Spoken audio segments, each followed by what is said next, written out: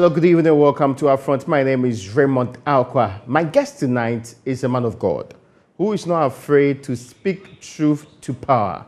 Listen to him. Political leaders must set an inspiring example.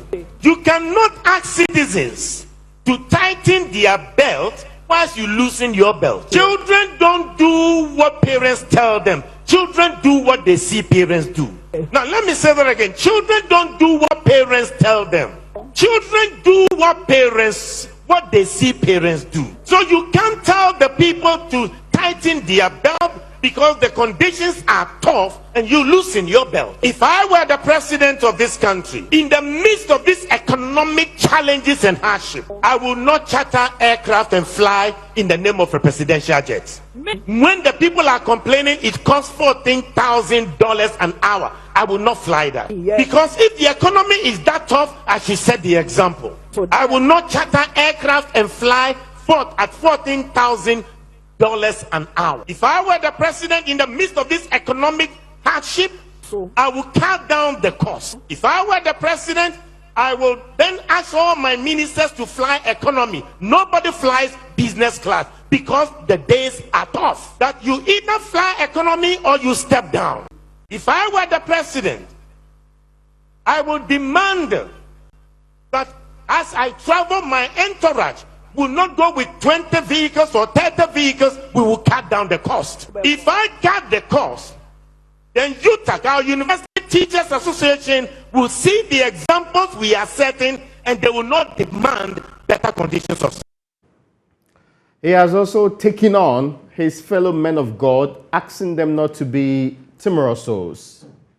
You do not know where some pastors stand when it comes to partisan politics. How come some pastors' voices are so loud when party A is in power and the same pastor is silent when party B comes to power? Regardless of all the wrong and the evil and all the wrong things happening, they are quiet. It is an error. As the pastor myself, let us be conscious that the people are aware, they know what is happening. Someone told me that when a particular party is in government, is in power, their church will organize regular all night and pray for the president and the party. But the moment another party comes to power, that church will hardly organize all night and pray for the government and the party. As ministers and of the gospel, pastors should rise above partisan politics. We should be able to speak truth to power regardless of who is in government. And more than this, that he's actually charged Ghanaians to demand more from leaders for paying taxes. So why is it that you pay for street light and you don't demand that there must be street light in your community? Why do you pay every day for toll, road toll, and yet we have potholes that looks like manhole and causing death and destruction? Why are you paying so much and you don't demand good roads? What is wrong with you? What is wrong with us? So we are like paying the item you have bought. You've gone to the shop, you paid 300 Ghana cedis. You walk away, the owner didn't give you the product and you are happy. As long as you are paying for the services and you are not demanding for it, nobody will make the effort to repair those bad roads. And therefore, it is not a favor that a government will do to you when they give you good road. You have paid for. But tonight, he's my guest on a topic most of his colleagues have shied away from: the controversies surrounding the National Cathedral. After the break, we commence our conversation with Bishop Mensah, a member of the National Executive of the Ghana Pentecostal and Charismatic Council.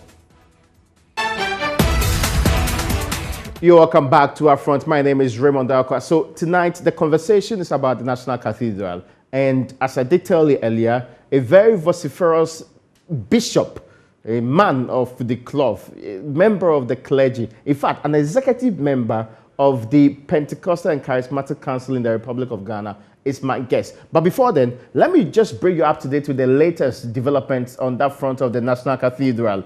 A man who has also been leading the charge in Parliament, that Northern MP, Samuel Okudzeto-Ablakwa, who is also ranking on the Foreign Affairs Committee, has been saying a lot more about this. As he said in his latest release, instruments of incorporation in his possession confirm the company, which is called Raybedi Company Limited, the contractors which are executing the Cathedral project were incorporated as recently as the 21st of December 2020. Now, that's what I should be discussing with him as he joins me on the line now. Honorable, you're welcome to UPfront.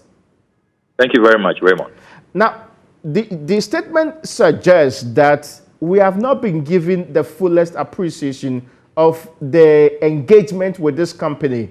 What you're saying is that we gave them the work before it started becoming part of our laws in this country as a company, right?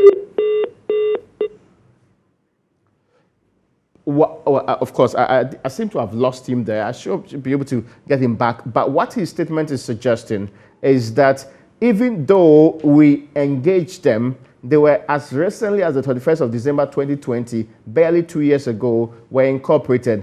Meanwhile, the evidence available points to the fact that the company had long been engaged to construct the cathedral before the 21st of December 2020. In fact, he produces some of these evidence support and says, at the second saw cutting by President Akufo-Addo on the 5th of March 2020, the executive director, Dr. Paul Opoku Mensah, told the media all was set for construction to begin in April 2020. Subsequently, he makes more revelations here. Following some delays, construction resumed in October 2020.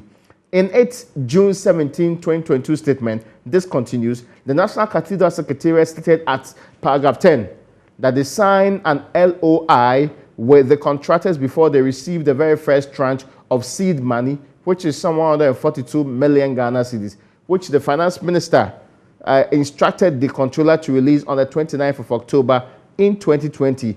The question that's been asked by the Member of Parliament in this release, the latest in the very interesting, intriguing engagement on this National Cathedral, the question being asked here is that why did the government and the National Cathedral Secretariat engage and release public funds to a company that was not incorporated?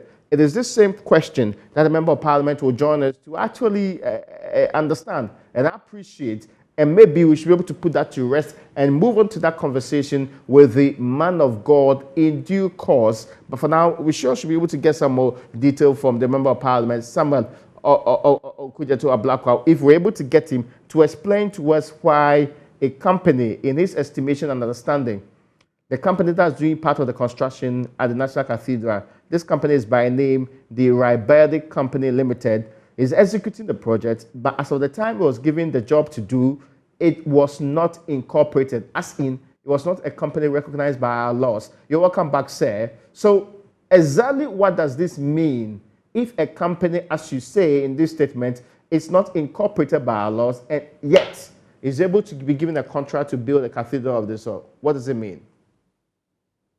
Good evening, Raymond. Good evening to the panel, to all distinguished viewers and listeners across the globe. I mean, this is one of many. You recall that we have put out a plethora of illegality, of blatant unconstitutional conduct. Remember, we started from the violations of Article 178 of the Constitution, where the finance minister withdrew about 200 million Ghana cedis from the consolidated fund without parliamentary approval.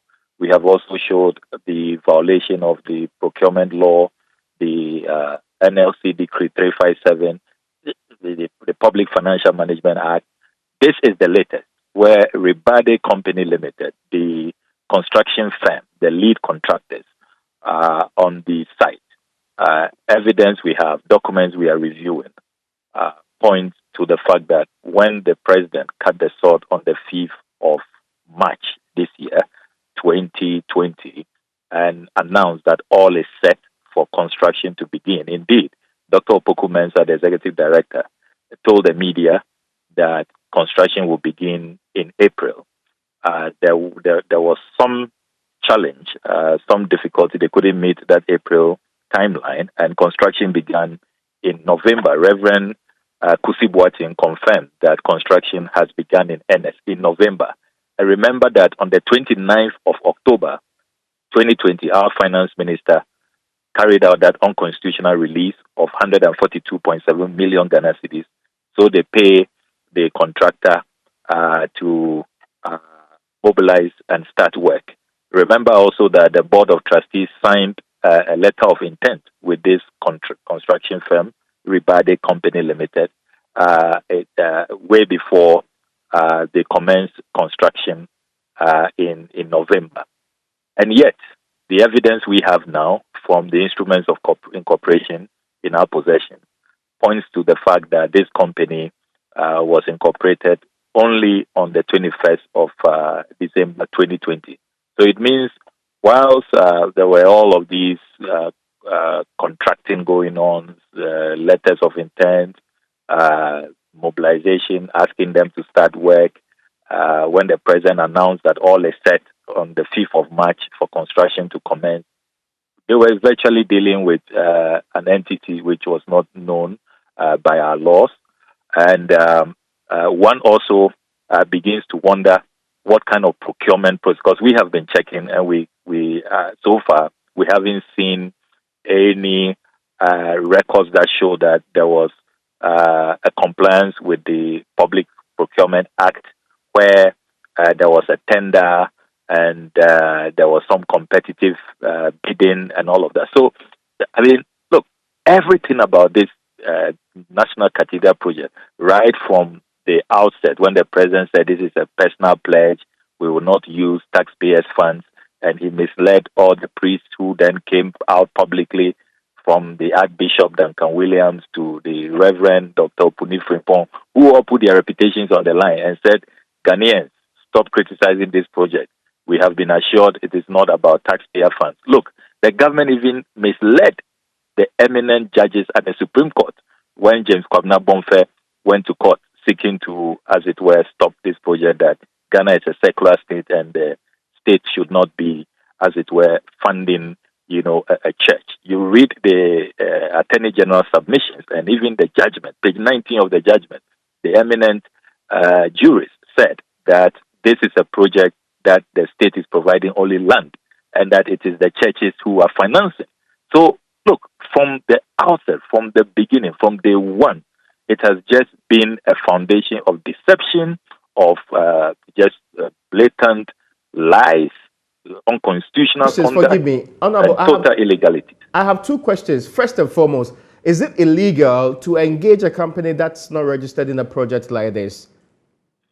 Yes, because you see, it is because you must be dealing with a legal entity, well incorporated, and when you are also making payments. I mean, how were the payments even made to them, and how do you collect even withholding taxes?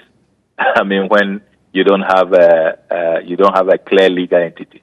Of course, I am conscious of pre-incorporation contracts, Okay. where loosely you can have some kind of arrangement, but not when a major national project of this nature, where you require under our Public Financial Management Act that there should be a procurement entity. I get you. You should comply by the procurement laws, and that you should be clear who you are dealing with. And remember also that if you look at the composition of this Rebade Company Limited, and we have analyzed it deeply, you notice that it's a consortium of a sort where you have an Italian company, Vihale di Echa, and then there's Di Simeoni, and then Babisotti. They form the consortium. Okay. Di Simeoni and Babisotti are registered in Ghana already, but the Echa company have no footprint in Ghana, and we believe that because of the Waterville ruling and the Faro Atlantic cases, where the Supreme Court has held that Article 1815 requires that these international business transactions require parliamentary approval. Mm-hmm. We believe that they wanted to circumvent that. They didn't want to have the company come to Parliament for parliamentary approval. They didn't want to bring this whole transaction to Parliament for parliamentary approval, as the Supreme Court has declared clearly in interpreting Article 1815. So let us then form a JV, a special purpose vehicle. But you see, you do things right from the beginning. I get your you point. know, There's yeah. a question, though. If you forgive me, I need to interrupt this point and ask this question. What should be done now? Is it water under the bridge, or we can do something about this current situation? Should we, for example, abrogate the contract? Should we hold some people responsible for this decision if you think it's so egregious and wrong? So I can confirm to you this evening that we are filing a motion. Remember that earlier we had filed 3 urgent questions, but the nature of the rot, the stench, how putrefying it is, and so many angles, is now an avalanche of illegalities, just a sea of, egregious violation. So we've decided that we will have a full-scale parliamentary probe. And so we have filed that motion now, waiting for the verdict of the Right Honorable Speaker. And we take the view that the President, this is his project, he described it as priority of priorities. He must now just, come out from hiding. He should address the nation. He should admit to all of these errors, apologize to the nation, to these eminent priests, the clergy and the Christian community he has misled, and he should start taking steps. He must go back, just walk back, and then just be truthful now, be sincere, put out the real, objective and what is, because it's clear that, look, he intends that the Ghanaian people should pay for this project. That is what has been going on. If you read the June 17th statement by the National Cathedral Secretariat, they admit that fundraising has not gone well. A lot of Christians are not contributing. And it's obvious. How are Christians going to contribute into something that is just not clear, so full of deception, and it's not holy, it's not pure, it's not edifying at this point? So the president must own up, address the nation. This is his priority of priorities, he said, and he must seek to, as it were, address all of these wrongdoings. And we believe that sanctions must apply. That is why we are commencing this motion to trigger a full parliamentary probe to look into these matters, because there's so many aspects, so many angles, that there was just no regard for our laws, for the Constitution of Ghana, and we cannot set this terrible precedent. I am grateful to you, and thank you so much for joining us this evening. The Member of Parliament for Northern, who's also the ranking on the Foreign Affairs Committee. But if it comes to the National Cathedral, a man that's been waging a massive war in defining what should be the very things we should have done or we have done so far on this. But I did tell you earlier on that a man of extraordinary competence in clergy, and of course, not long ago, he was the General Secretary of the Ghana Pentecostal and Charismatic Council. You are now an executive member of the council. I have been an executive member for the past 22 years. Oh, I see. And that is the Council of the Ghana Pentecostal and Charismatic Council. And then I recently stepped down for my new president of the Full Gospel Church International. So now I have handed over the presidency of our church to a new leader. So I am the immediate past president of Full Gospel Church International. Brilliant. Yes. Bishop, you're welcome. Thank you very much. I hope you are doing well. Grace, we are doing very fine. Thank you. Because of this National Cathedral matters, I needed to get to know what was the latest happening on the ground. And as you've been told, Parliament is already commencing some form of a motion with the intent to probe this. Yeah. First, you're a man of God, but is it wrong to ask you whether you support the building of this cathedral? Okay, let's be guided by a little bit of history. Over the many years, when Nkrumah decided to build the motorway, there was hue and cry. People felt it was a waste of money. The question was, how many vehicles do we have at that time for us to have a concrete motorway? Today, motorway has served a great purpose. The money we spent and pump into motorway we have paid over and over and over, to the extent that we haven't even used those income and profit even to improve the motorway. Now come to the Akosombo Dam. It was the same hue and cry. It was a waste of money compared to the population at the time, whether we needed light, dam or what have you. Today we see the benefits of Akosombo Dam. When President Kufuor wanted to build the Jubilee House, you can recall how some politicians said it was a waste of resources because we had the castle there, so why were we going to do that? He even didn't enjoy the benefit. But apparently, when that was finished, President Mills refused to use the facility because of the way they accused and complained about. But John Mahama benefited. Yeah. So over the years, there are times when you want to embark on a project. People would cry about it. People would think it's a waste of money. But after a long period of time, we will find the benefits of it. I am told, I don't know, but I've been told that this investment of the cathedral, in 10 years, it can pay for itself, and then it will become a national asset. However, I think the takeoff from government point of view, the communication didn't go down very well. I think government probably didn't come too clear on the whole concept, the vision, and the buy-in of the people. As at now, even as a leader, I'm not too sure exactly what has gone in, how much money has gone, which we are told 250 million, and that there is nothing on the ground to show. It's not too clear. But no, this is surprising because the GPGC has basically huge members being part of the board or the council that's working on this. Yeah. So certainly some information will seep to a former general secretary, an executive member of your standing anyway. Yes. I wasn't a general secretary, I'm an executive member. Yes. Yes, but even some members that we have had a conversation with, members who are members of the trustees, some of them have no idea of the details of expenditure, okay, as to how much has been spent, who has received what. Some of them even don't know. And I have made a proposal to a platform I belong to, that's Interfaith Platform, which will consist of a Christian Council, Ghana Pentecostal and Charismatic Council, the Catholic Secretariat, the NAC, that it would probably be helpful if we should form inter-council committee to investigate this, at least for purposes of integrity and to keep faith with the people, so that we can have an independent investigation on this whole saga. Find out how much money has been released, where has the money gone to, what is the state of the situation, so that at least we can convey that information to the public and let the public be able to be well educated and well informed on this. Some of us are pushing for the council to establish just this independent, investigation body.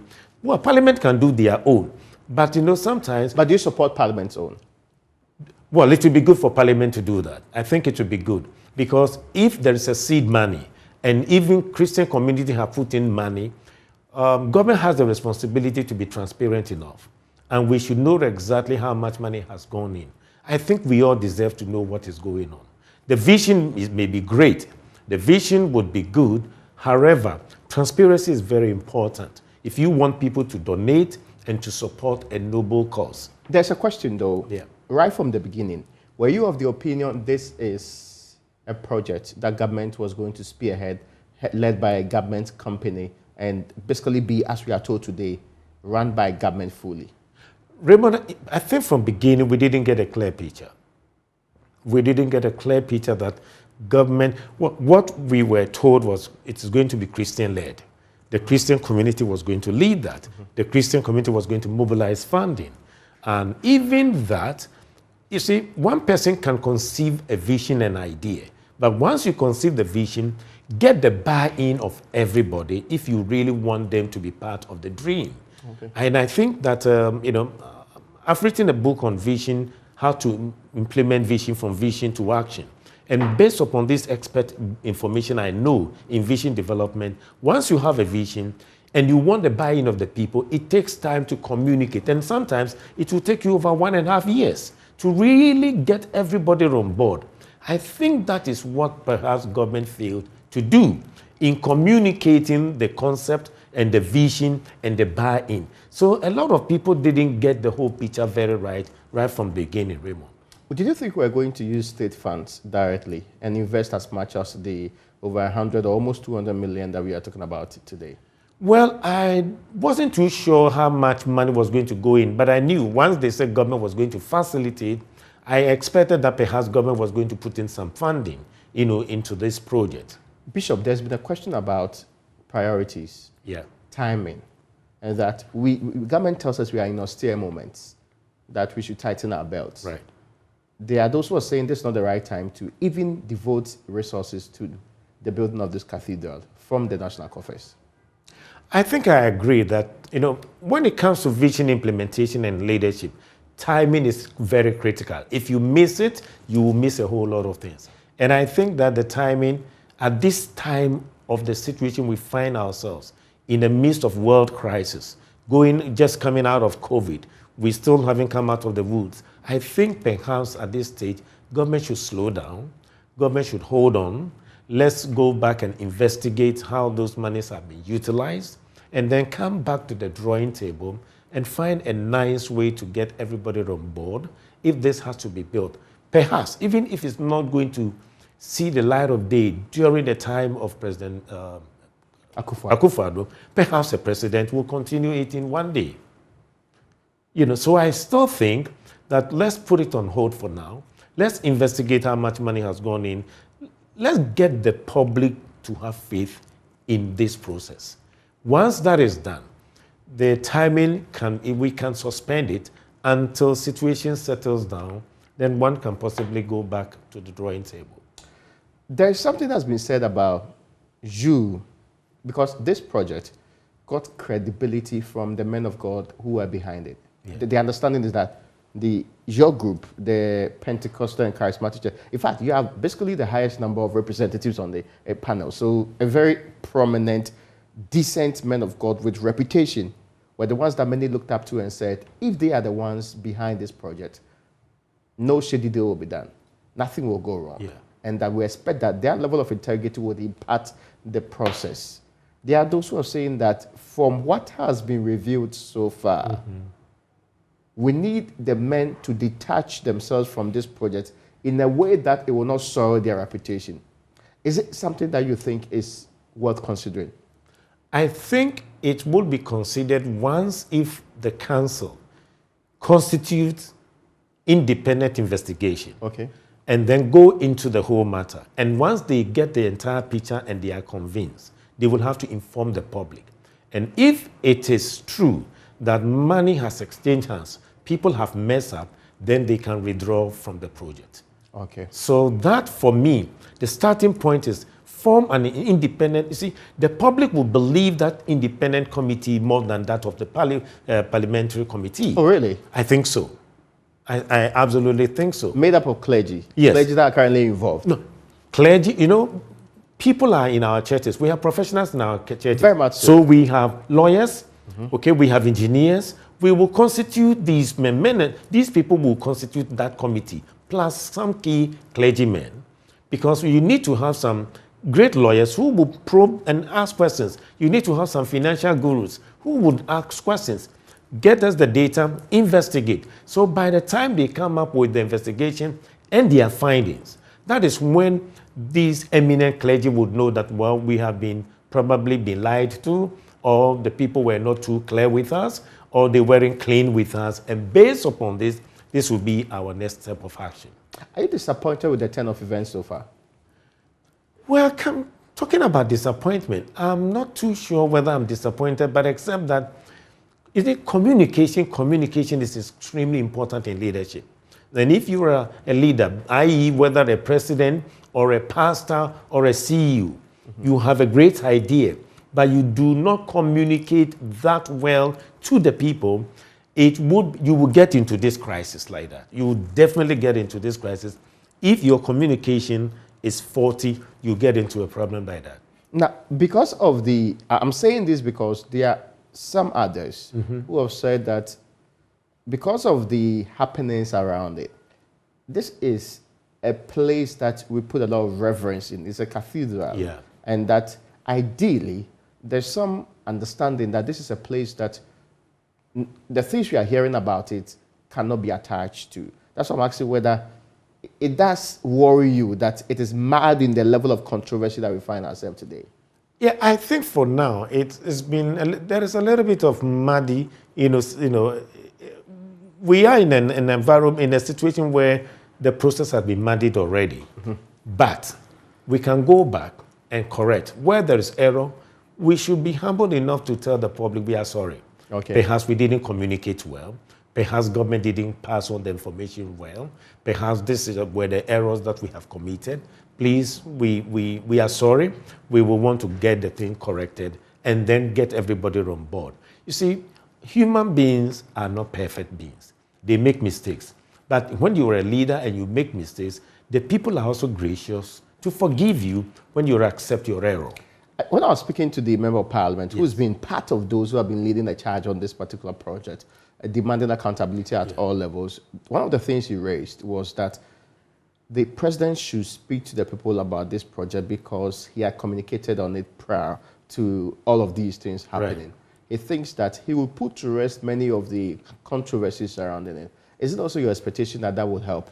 Absolutely. You know, Raymond, you see, in the midst of crisis, when you are flying an aircraft, and then one time we were flying and just around Algeria, the turbulence was heavy, 15 minutes. I mean, the flight would drop down and would go up and people were scared. But all of a sudden, they heard the voice of the pilot. Ladies and gentlemen, we are going through a turbulent time. It's going to be about 15 minutes, but everything will be under control. And he ended. He said, look, air hostess, please go back to your seat. No, don't serve, settle down. You know, that voice calmed the nerves of the people. Leaders speak in the troubled times. Leaders communicate during turbulent times. When leaders keep quiet, they worsen the condition. This is the time the president must speak because people are not too certain about the issues. He shouldn't speak through the finance minister. He shouldn't speak through the information minister. He should speak to the nation. That is why he is the president. Jesus said, my people hear my voice. When you're a leader, you must communicate to the people. There is nothing like over-communication when it comes to vision casting and vision implementation. This is the time the president must speak to the nation. And it's very important if he really wants to get the support of the people and the buy-in of the people. The cathedral has issued some statements. The secretariat, they really are of the belief that the issues being raised about it are much ado about nothing. Much of what they have done is to say that we are clarifying and hoping that the conversation around the cathedral will move to a more positive end. It appears that is not achieving its results. Are they helping or hurting this process rather? I think they have tried. If it's not yielding the result, we should go back and find out what can we do to correct the error. One, get the president on board. He is the visioneer. Okay. He conceived the idea. The Christian community didn't go to him and ask for national cathedral. Really? I don't believe so. Some think so. Well, then I may probably not have that information. Oh, I see. Because some of them believe that that's really how all of these started. I don't think the Christian community imposed it on him. No, not imposition. Yes. That perhaps after winning the election, there was a conversation and he said, well, this is what I want to do. But they actually had made some overtures to him. You were saying that did not happen. Well, at least officially on the side of the GPCC. What I know, he made a pledge that should I win, this is what I would do as a thanksgiving to God. Brilliant. That is a great idea. And so once he believed and he wants to honor that, he would then engage the Christian community. That, look, I made a pledge, this is what I want to do, now how do you think we should go about it? There must be a clear-cut conversation. But again, I think the communication hasn't gone down too well. People weren't too sure exactly how this whole thing is going to be built, whether government was going to just facilitate, or we are told government will only provide the land, the Christian community would rally behind. And believe you me, the Christian community has the capacity to build it. Really? We are 75%. But so far, it's obvious that the money is not coming from the Christian community. That is true because, you see, it must get the buy-in of everybody. It must get the buy-in of the key Christian leaders. And perhaps, I don't think all the key Christian leaders in the country probably are on board. Really? I think so. But what we see the representation, it cuts across, right? The Catholics are there represented. The other Orthodox groups are also there. We see members, prominent members of your grouping equally, the Pentecostal and Charismatic churches, equally being represented. it does appear to many that this is on your side. So, okay, let me ask this question this way. Did the Pentecostal and Charismatic Church vote to accept this project and decide to back it? I don't recall that it became a major discussion in any of our executive meetings at the time I was serving as an executive member. My term ended, I think, last January, February. But, it's been discussed on and off. But as to whether we pass a resolution that, this is what we will commit ourselves to, I don't recall that. But we have our president there, Professor Frimpong Manso, is there. We support the concept. We support the idea. I recall even for Archbishop Amaboko, the Catholics said that, the Catholic Secretariat said, he's there as a person, not representing them. Conference. Exactly. So that should tell you, we have key prominent leaders there who are supporting the idea. We need the rest of the Christian community for their buy-in. And I think under Apostle Professor Opoku-Nyina, they started engaging the larger Christian community until this issue of money and accountability crop up. If the church was ultimately and utterly in control, would all of these things we are hearing happen? Oh, believe you me, if the church was ultimately in control, accountability would be high, transparency would be great, there will be transparency. You get value for money. You will get value for money. I mean, other Christian organizations have proved that Pentecost built a great, Pentecost Convention Center. They didn't take any loan. It was just a regular offerings and what have you. Today, a great edifice. Other Christian organizations have done the same. If you give it to the Christian community, you get value for money. Today, there's questions raised about, so if we said, no, we are not putting any peso of state's money, scarce resources, we have schools to build, we have all the NAPCO, the other people to pay, so we are prioritizing that. If you're not putting state's money into it, can the churches be able to raise and build this cathedral on their own? Question. Now, should the church build it, and it should take 10 years to redeem and to pay back all the investment? Now, who makes the profit? Would it go to government or will go to the Christian community? We are told it's been incorporated as a non-profit government institution. Okay. So it's a government institution as we speak today. Is that problematic? Now, if that is the case, why would the church put in money and then government makes the profit? You get me? The idea is that it should not be profitable at all. That any money raised will be a museum. It will be a museum, and it will definitely generate income. You go to Israel, there are a lot of sites there that generates income for the country. About sites that were built 200, 100 years ago, but this will be a new one. Right? Yes. So there will not be any relic, at least for now. The ones that people are really going to are the ones that are of old, of history, and the things I can connect with properly. But is that going to be the same with this one? That's what we've been told. It will be a replica of some of the things in Israel. Oh, okay. You would definitely have how the Garden of Eden may look like. You will have, the tabernacle. Most of the facilities, things we read in the scriptures, is going to be duplicated. But is that not controversial? So, as we speak, yes, if the church puts in money, the question about ownership is still problematic, right? We need to define the question of ownership. If the church, whether the church is taking ownership or not, it should be well defined. Number two, I think the church can easily do that if perhaps government will just guarantee for a loan on behalf of the church. Okay. Okay? Perhaps if it's about 300 million, that is how much it will cost. Well, that body can go and contract a loan, but with government guarantee. Okay. Once that is done, we supervise the building of it. 10 years, money will be paid, and and then whatever happens after 10 years will be income. Then there can be percentage, maybe a particular percentage, perhaps will go to government, and then the rest will go to the Christian organization that supervise this whole work. But you know that those of you that support the project, you've come under some form of attack, right? They say you don't know what priorities of the state are. We do know the priorities of the state, but you see, if I'm a leader, it shouldn't take people under me to determine priority. Okay. I being the leader, I'm not speaking to you, Raymond, as a leadership expert. Okay. It is leaders who determine the priorities. Okay. And in your determination of the priority, it should also be according to the environment, the issues on the ground. So I cannot determine a priority for government.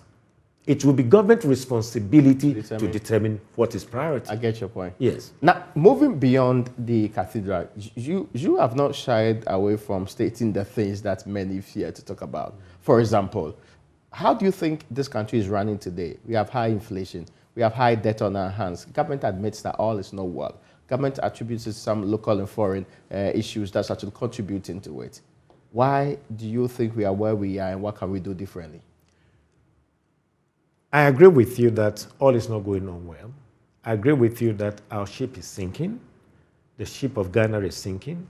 I agree that things should be turned around. But you see, sad to say, when people are presidential candidates, they hear the voice of the people, they feel for the people, they convey that they identify with the people, but when they become president, they develop the dead goat syndrome. And they just don't care. And this is true under NDC. Okay. It's true under NPP. And these are some of the challenges we are faced with, when it comes to some of these things. And I think what to do to go forward. One, we need to have a constitutional review, a reformation. There must be a referendum we have practiced this democracy for 30 solid years. Raymond, something is not working well. We probably need to bring in academia to let us redefine a kind of a democracy that can work for us. This copycat and paste democracy is not working for Africa. I see.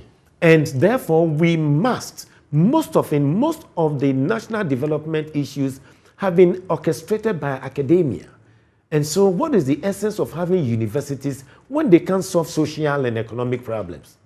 We have great brains in this nation. Let's bring them together to define and fashion a kind of a democracy or a governance system that can work for us, and not this copycat and paste democracy, which for 30 years we are struggling. Number two, the reason why we keep on struggling is there is a lack of national vision that is driving this country. Don't we always have a medium-term program? Don't we always do some of these projects from the NDPC? We draft them, right? We do. In fact, under NDC, they came up with a 40-year national plan. The Vision 2020. Exactly. When NPP came, they threw it overboard, and then they came with a slogan. GPRS 1 and 2. Yeah, they came up with a slogan, Ghana Beyond Aid. Yeah. Believe you me, as a leadership expert, Ghana Beyond Aid, basically, it's about the 40-year development plan NDC put together. Now, in the Fourth Republic, when Rawlings came, Rawlings said that there was an empty coffers, and he was building the foundation. After Rawlings, President Kufuor took over, he said it was an empty coffers, he was building the foundation.